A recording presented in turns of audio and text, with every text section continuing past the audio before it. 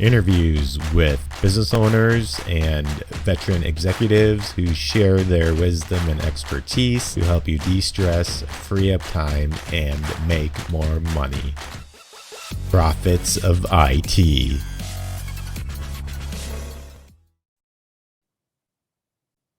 Welcome back to the Profits of IT. I am Jim Punzenberger, your host and the creator of the Managed Prospecting System. If you're looking to generate leads and or appointments without cold calling, ad spend, or spamming, be sure to check out managedprospectingsystem.com. I'm excited to have Scott with me today. Scott, please introduce yourself and tell us a little bit about your company. Thanks, Jim. My name is Scott Martin, and I'm one of the co-founders of MP Digital. Myself and my partner Cliff. MP Digital is an organization that we offer a software application that allows organizations to create online digital forms and business processes to create business efficiencies. What we like to say is our goal is to make a positive impact. So if we can improve someone's life and how they work with documents and business processes at their organization, we feel that our little group and our software can do that and make a positive impact and improve their lives. Cool. So what's something interesting about yourself outside of work? Outside of my work, well, I play in the ice hockey leagues here in Columbus, and every Sunday night I play a game of ice hockey with some of my friends, and been doing that for almost 30 years now. So what position do you play? Normally I play left wing. Left wing. I played left wing also, and I played defense myself, but that was back when I was like 12 years old. I haven't played in a long time. Yeah, a long time ago I played defense, but then I used to scoot up to the offensive side, and that's how I got my nickname of Scoot. And so they just made me a full-time left winger and put somebody else back on defense. But it's probably a lot easier just to play one position than two positions. Yes, it is indeed. So, Scott, what would you say is your superpower when it comes to business, or what do you contribute your success to, and how can others learn from that and apply that in their own lives to be more successful? Well, our superpower at the company specifically is we work really hard to understand exactly what the customer wants out of the software. So we ask over and over again, we want to learn your rules and apply that to the software, and then share that back with the customer. And I'm absolutely blessed with my business partner, Cliff.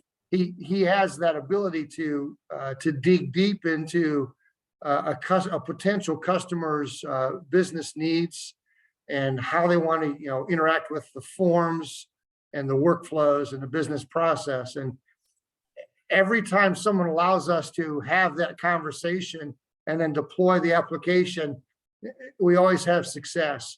I like to share, Jim, with people that we deploy this application to an art museum, a high performance race car company, a helicopter rescue company, an appliance supply warehouse, a township, a wide variety of companies.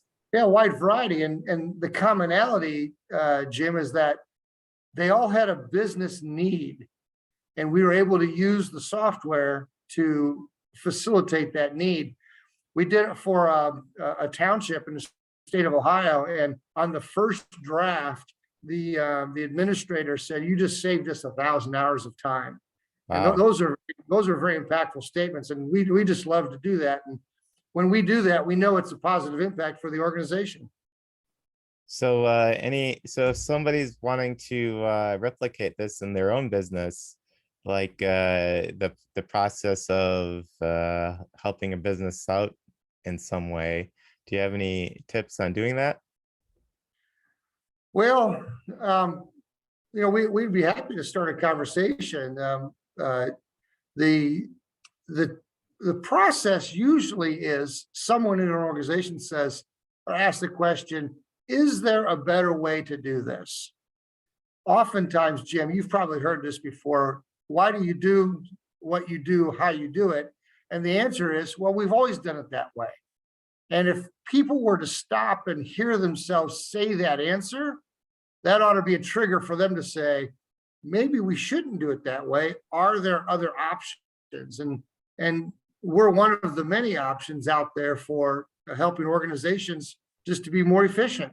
And we're all trying to improve our organizations, our businesses, and that's what the lifeblood of our company is to help whoever's ready answer that question. Why do we do it this way? And if their answer internally is we always have done it that way, they're ready. You just have to hear that yourself, and then make that conclusion. Cool. Well, yeah.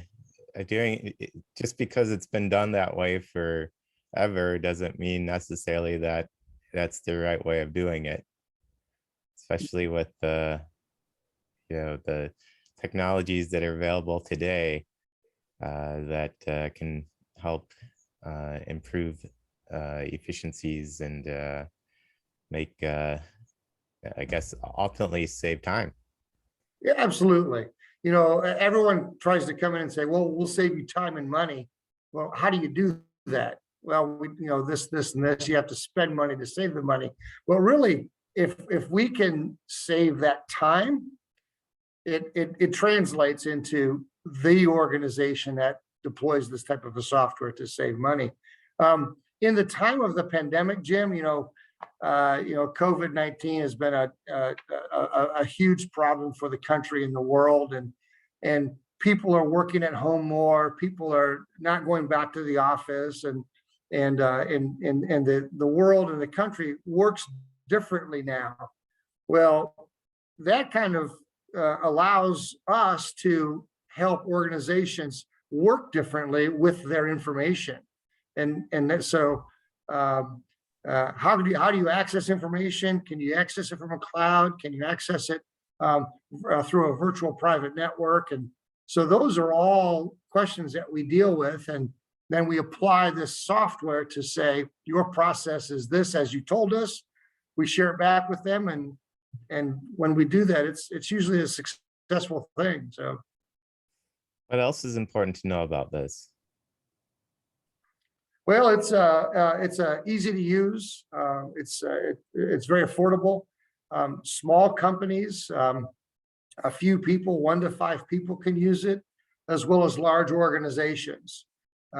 We have some user populations that are in the 60 to 80 users, and the same application is deployed by others, providers just like myself around the world, with some huge applications. Large universities use the same application provided by somebody else. We have a university located around the world, quite honestly, and they're deploying it for an in-house accounting application. So it can be used by small, medium, and large size organizations. It's simple and easy to use, and we can typically get somebody started with the process through a couple of simple meetings. Once we understand those business processes and what they're trying to achieve, again, we take their rules, apply to the software, and then share it back with the customer.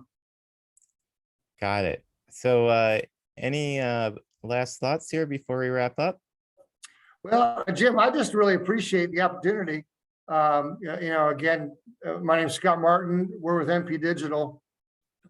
I like to say, Jim, that we're small but mighty. We listen to what those business needs are, and if they're ready to get started, we love to move forward and have folks join the MP Digital family. Cool. And if somebody wants to get a hold of you, what'd be the best way to do that? Well, you can call me directly on my cell. I turned it off for the few minutes that we're talking today, Jim, but it's 614-563-9729, or they can email me at smartin@mpecm.com. MP for MP Digital and ECM for Enterprise Content Management.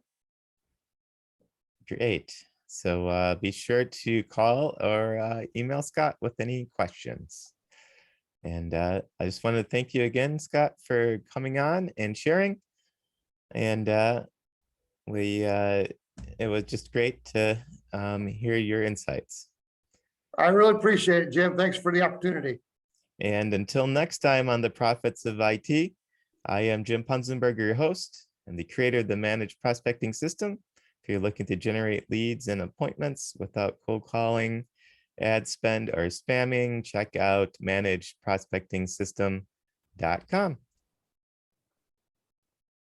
Thank you for tuning in to the Profits of IT. Please smash that like button, subscribe, and share.